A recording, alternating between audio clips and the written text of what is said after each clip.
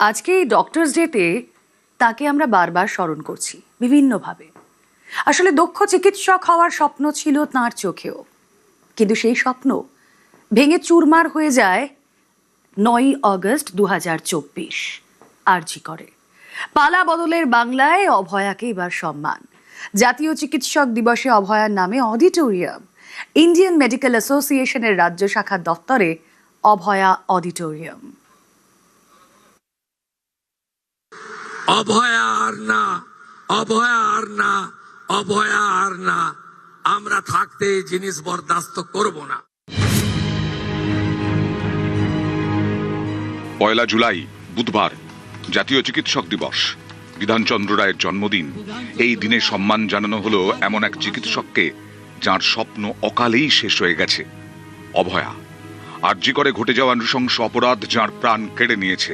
বদলের বাংলায় ডক্টরস ডের দিন চিকিৎসক অভয়াকে সম্মান। পার্ক সার্কাস 4 নম্বর ব্রিজের কাছে ইন্ডিয়ান মেডিকেল অ্যাসোসিয়েশনের রাজ্য শাখা, সেখানে একটি অডিটোরিয়াম এখন থেকে অভয়ার নামে।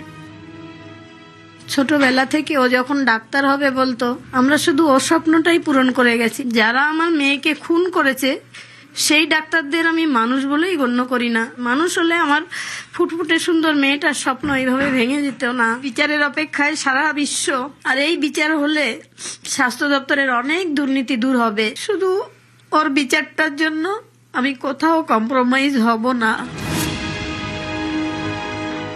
IMA বেঙ্গল আমাদের সাথে ছিল এবং আজকে যে অভয়ার নামে এই অডিটোরিয়ামটা দেয়া হচ্ছে, এতে সারা জীবন আশা করছি অভয়ার নামটা আমাদের ভেতরে থাকবে, কোনোদিন মুছে যাবে না। 9ই আগস্ট 2024 সেদিন ছিল এক শুক্রবার, শোকের বার।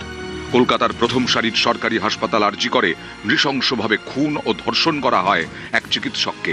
ঘটনায় তোলপাড় হয়ে যায় গোটা দুনিয়া। প্রতিবাদের ঝড় ওঠে। নাইট ডিউটিতে নৃশংসতা, চোখে জল নিয়ে রাত জাগে কলকাতা, রাত দখল করে কলকাতা।